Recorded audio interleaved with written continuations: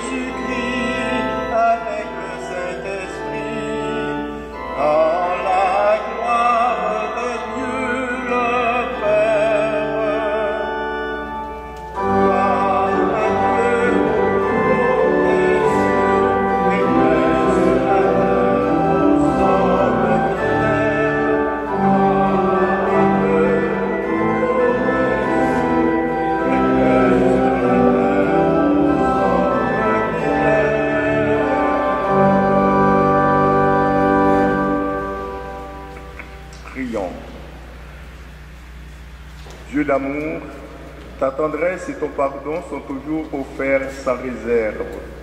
tu veux les manifester à toute femme et à tout homme qui t'accueille avec joie. Nous te prions, fais-nous découvrir que notre bonheur est de revenir vers toi et d'écouter ta parole de vie. Toi qui nous aimes pour les siècles des siècles.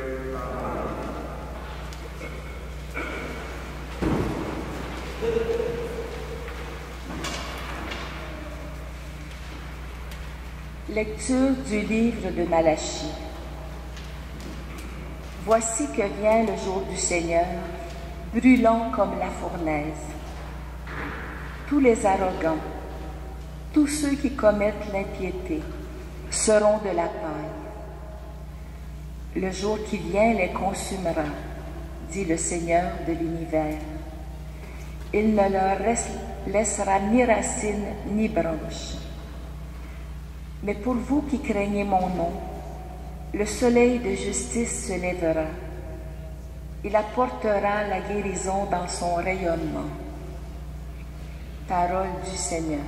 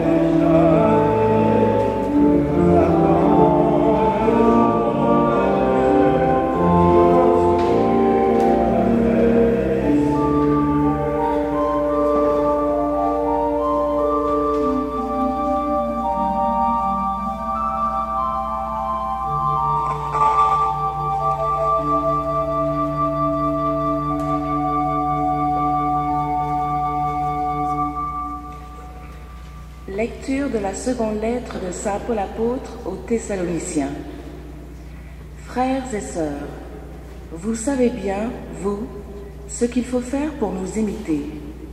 Nous n'avons pas vécu parmi vous de façon désordonnée. Et le pain que nous avons mangé, nous ne l'avons pas reçu gratuitement. Au contraire, dans la peine et la fatigue, nuit et jour, nous avons travaillé pour n'être à la charge d'aucun d'entre vous. Bien sûr, nous avons le droit d'être à charge, mais nous avons voulu être pour vous un modèle à imiter.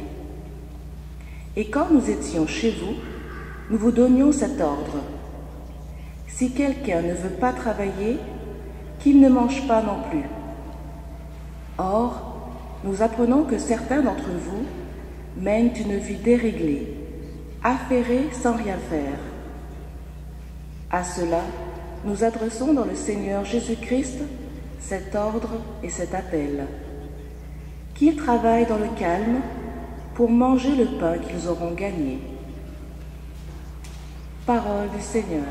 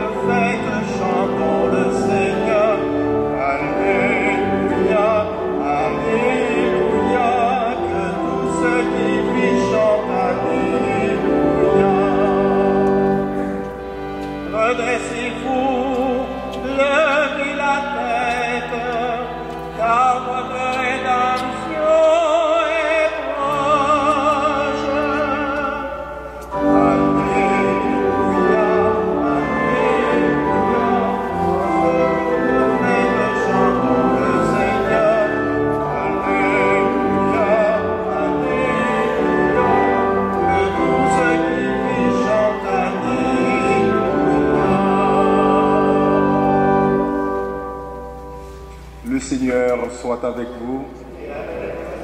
Évangile de Jésus-Christ selon saint Luc. En ce temps-là, comme certains disciples parlaient du temple, des belles pierres et des ex-voto qui le décoraient, Jésus leur déclara: ce que vous contemplez, des jours viendront où il ne restera pas pierre sur pierre, tout sera détruit. Ils lui demandèrent: Maître, quand cela arrivera-t-il? Et quel sera le signe que cela est sur le point d'arriver? Jésus répondit: Prenez garde de ne pas vous laisser égarer, car beaucoup viendront sous mon nom et diront: c'est moi, ou encore le moment est tout proche. Ne marchez pas derrière eux. Quand vous entendrez parler de guerre et de désordre, ne soyez pas terrifiés. Il faut que cela arrive d'abord, mais ce ne sera pas aussitôt la fin. Alors Jésus ajouta: on se dressera nation contre nation, royaume contre royaume. Il y aura de grands tremblements de terre et en divers lieux des famines et des épidémies. Des phénomènes effrayants surviendront et de grands signes venus du ciel. Mais avant tout cela, on portera la main sur vous et l'on vous persécutera. On vous livrera aux synagogues et aux prisons. On vous fera comparaître devant des rois et des gouverneurs à cause de mon nom. Cela vous amènera à rendre témoignage. Mettez-vous donc dans l'esprit que vous n'avez pas à vous préoccuper de votre défense. C'est moi qui vous donnerai un langage et une sagesse à laquelle tous vos adversaires ne pourront ni résister ni s'opposer. Vous serez livrés même par vos parents, vos frères, votre famille et vos amis, et ils feront mettre à mort certains d'entre vous. Vous serez détestés de tous à cause de mon nom. Mais pas un cheveu de votre tête ne sera perdu. C'est par votre persévérance que vous garderez votre vie. Acclamons la parole de Dieu.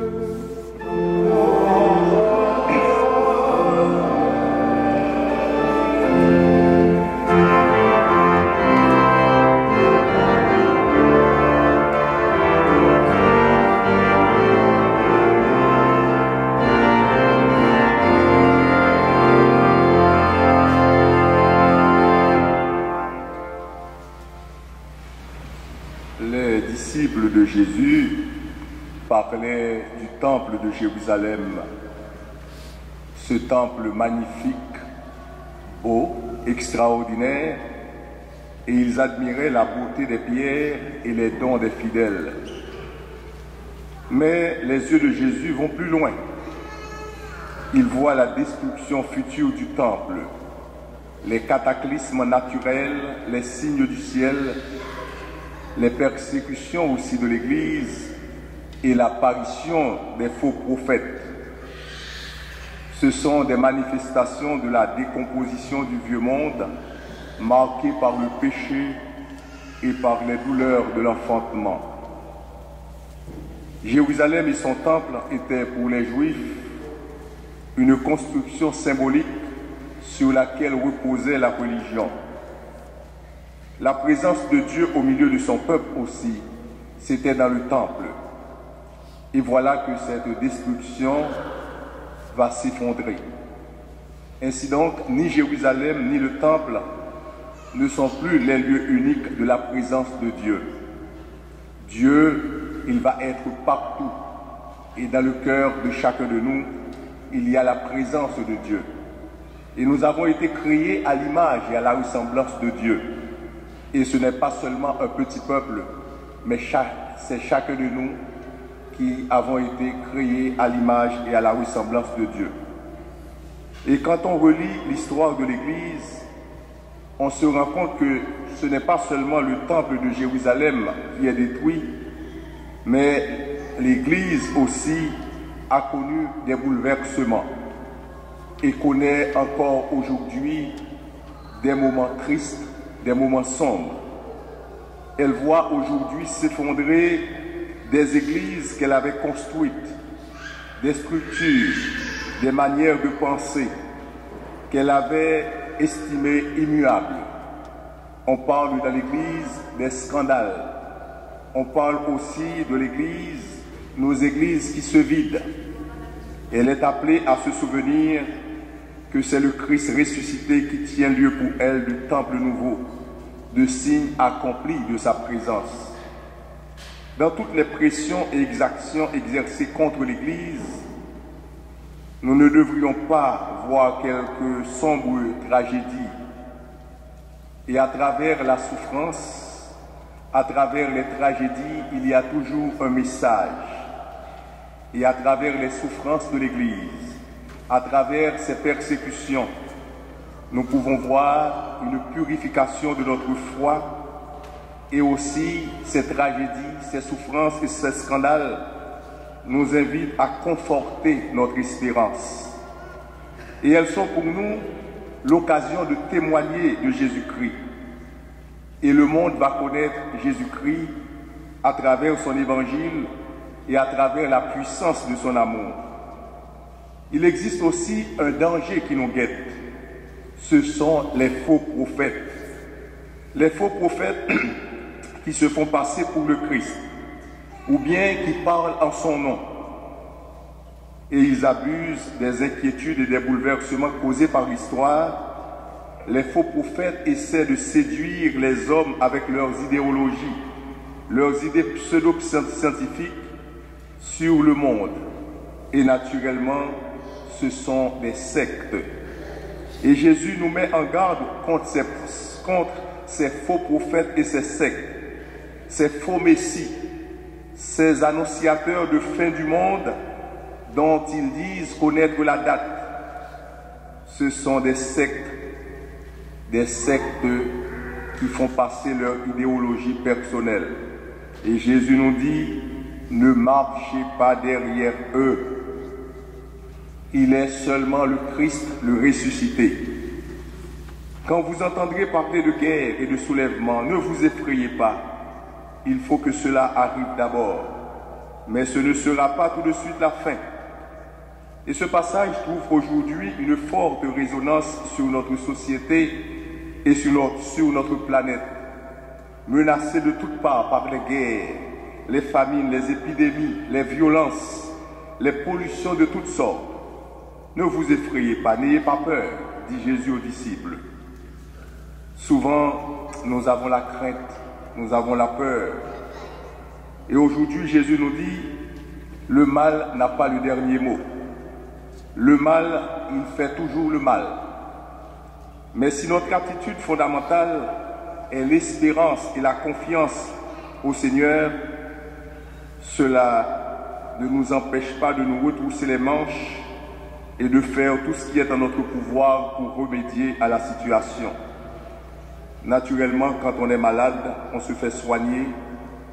Quand on perd un emploi, on en cherche un autre.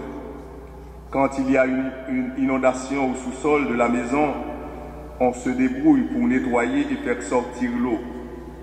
Et ainsi, notre Église aussi connaît des moments difficiles. Mais on ne peut pas se contenter de parler mal de l'Église sans rien faire. Au contraire, Jésus nous encourage et encourage ses disciples à persévérer jusqu'à la fin. Parce qu'il est notre Sauveur et c'est lui seul qui transformera toutes les misères, tous les échecs et surtout notre mort en résurrection glorieuse et en adoration. Demandons au Seigneur de nous donner cette espérance confiante dans les moments difficiles. Nous traversons tous des moments difficiles.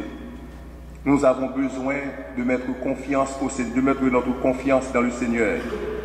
Car c'est dans notre fidélité au Seigneur, dans la prière, que nous puissions trouver la paix, que nous puissions trouver la force, la joie et la joie la plus profonde. Amen.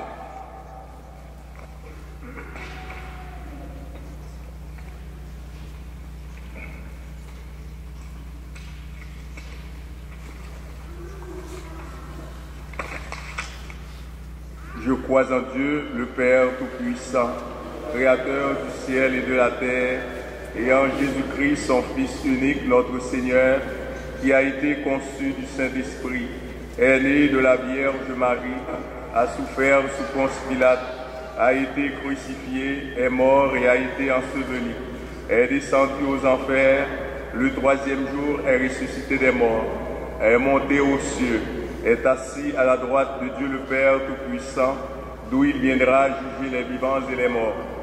Je crois à l'Esprit Saint, à la Sainte Église catholique, à la communion des saints, à la rémission des péchés, à la résurrection de la chair, à la vie éternelle. Amen.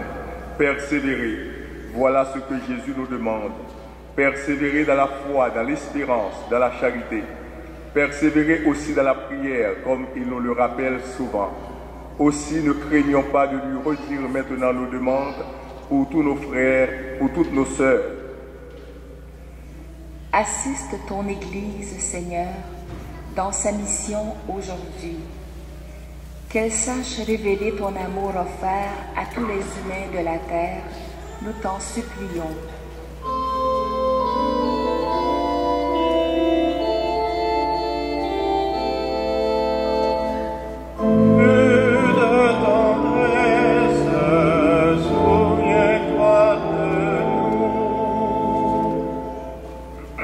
Éclaire les personnes qui te cherchent, Seigneur, et se laissent parfois abuser.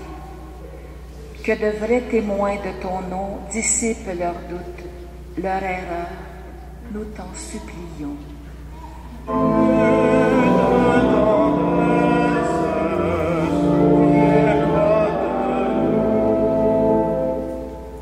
Soutiens les populations en guerre, les victimes de catastrophes naturelles, les malades et leurs familles, et tous ceux qui sont découragés. Nous t'en supplions.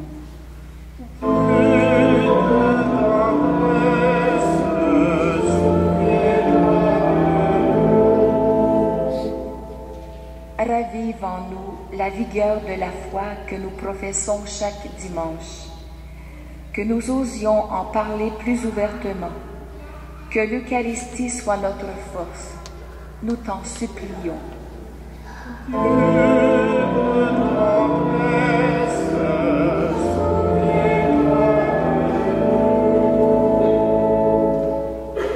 Oui, Seigneur, réveille notre foi et fais de nous tes témoins. Nous te le demandons à toi qui vis et règnes pour les siècles des siècles. Amen.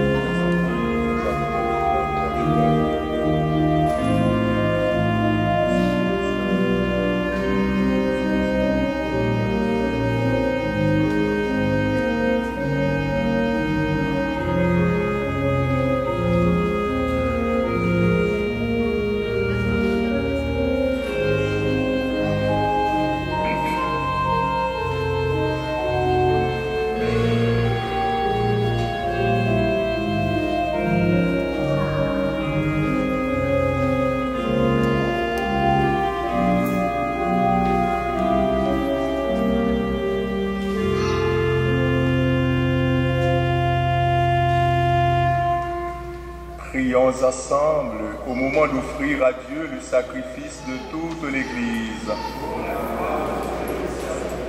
Seigneur notre Dieu, reçois ce pain et ce vin comme les symboles de notre vie, car elle attend elle aussi d'être recréée par ta parole et transformée par la puissance de ton esprit.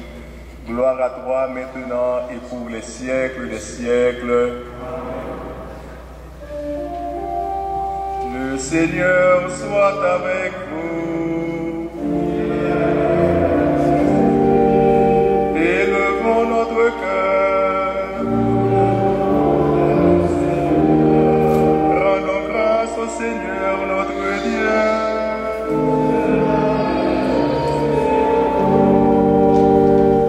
Vraiment, Père très saint, il est juste et bon de te rendre grâce toujours et en tout lieu par ton Fils bien-aimé Jésus-Christ, car il est ta parole vivante par qui tu as créé toutes choses. C'est lui que tu nous as envoyé comme Rédempteur et Sauveur, Dieu fait homme conçu de l'Esprit Saint, né de la Vierge Marie, pour accomplir jusqu'au bout ta volonté et rassembler du milieu des hommes un peuple saint qui t'appartienne.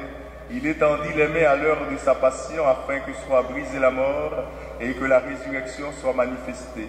C'est pourquoi, avec les anges et tous les saints, nous proclamons ta gloire en chantant d'une seule voix.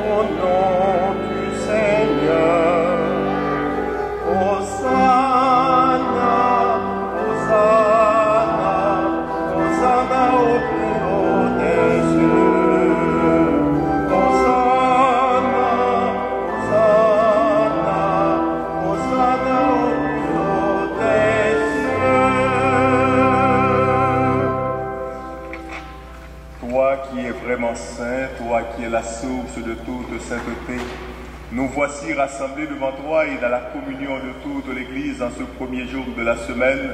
Nous célébrons le jour où le Christ est ressuscité dans tous les morts. Par lui que tu as élevé à ta droite, Dieu notre Père, nous te prions. Sanctifie ces offrandes en répandant sur elles ton esprit, qu'elles deviennent pour nous le corps et le sang de Jésus-Christ notre Seigneur. Au moment d'être livré et d'entrer librement dans sa passion, il prit le pain. En te rendant grâce, il le bénit, le rompit et le donna à ses disciples en disant « Prenez et mangez-en tous, ceci est mon corps livré pour vous. »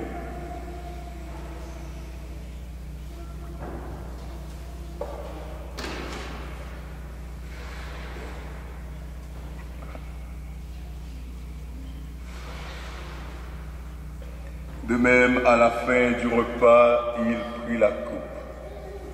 De nouveau, il rendit grâce et la donna à ses disciples en disant « Prenez et buvez-en tous, car ceci est la coupe de mon sang, le sang de l'alliance nouvelle et éternelle qui sera versé pour vous et pour la multitude en rémission des péchés. Vous ferez cela en mémoire de moi. »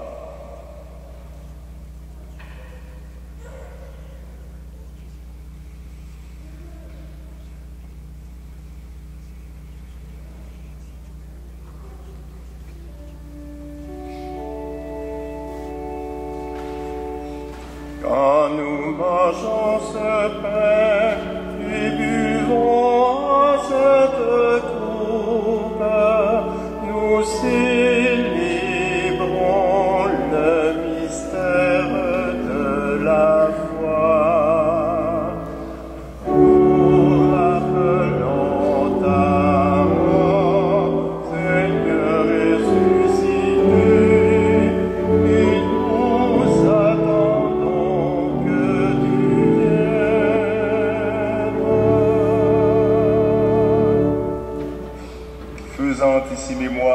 la mort et de la résurrection de ton Fils, nous t'offrons, Seigneur, le pain de la vie et la coupe du salut, et nous te rendons grâce car tu nous as choisis pour servir en ta présence.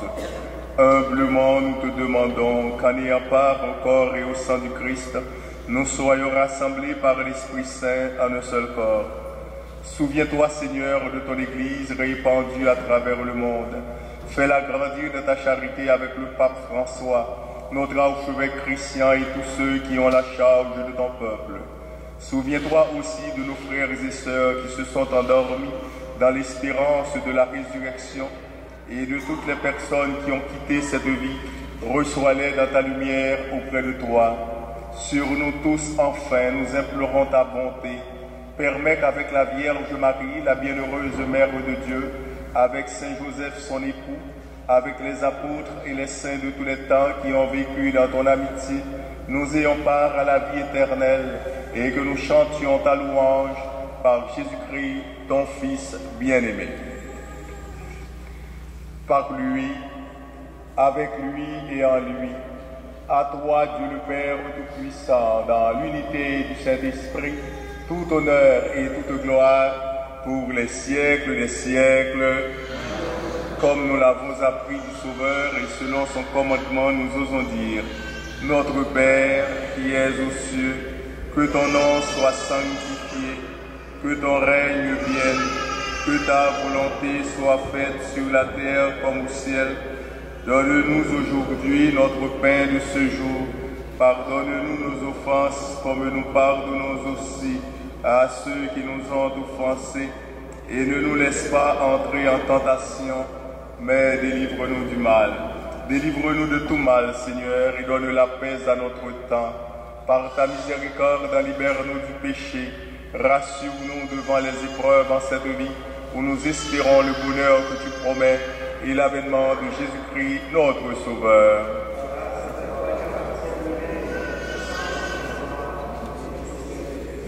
Seigneur Jésus-Christ, tu as dit à tes apôtres: je vous laisse la paix, je vous donne ma paix. Ne regarde pas nos péchés, mais la foi de ton Église. Pour que ta volonté s'accomplisse, donne-lui toujours cette paix et conduis-la vers l'unité parfaite, toi qui règnes pour les siècles des siècles. Que la paix du Seigneur soit toujours avec vous. Dans la charité du Christ, échangez un signe de paix.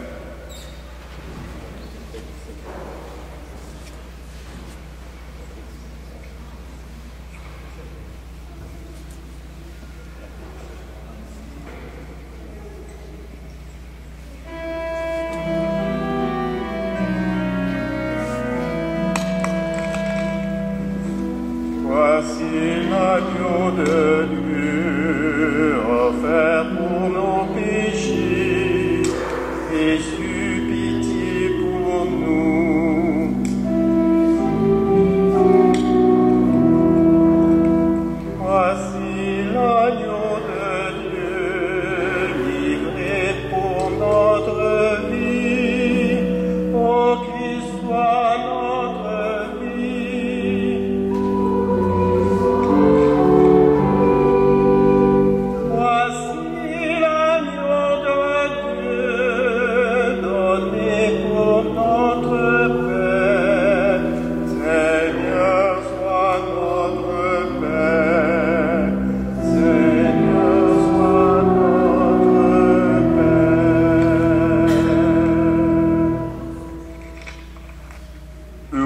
Invités au repas du Seigneur.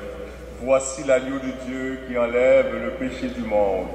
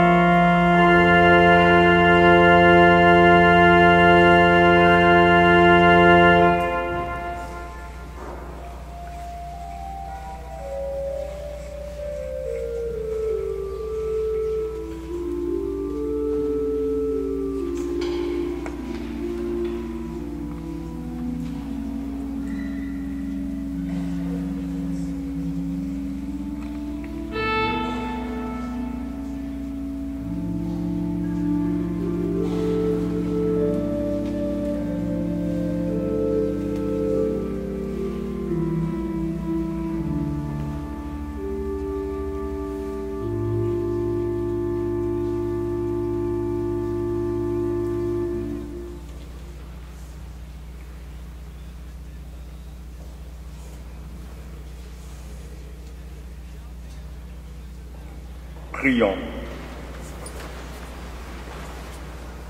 Nous venons de communier, Seigneur, au don sacré du corps et du sang de ton Fils, et nous te prions humblement que cette Eucharistie offerte en mémoire de lui, comme il nous a dit de le faire, augmente en nous la charité. Par Jésus-Christ, ton Fils, notre Sauveur et notre Dieu, lui qui est vivant et qui est roi, Dieu pour les siècles des siècles. Aujourd'hui, le 17 novembre, c'est la journée mondiale des pauvres.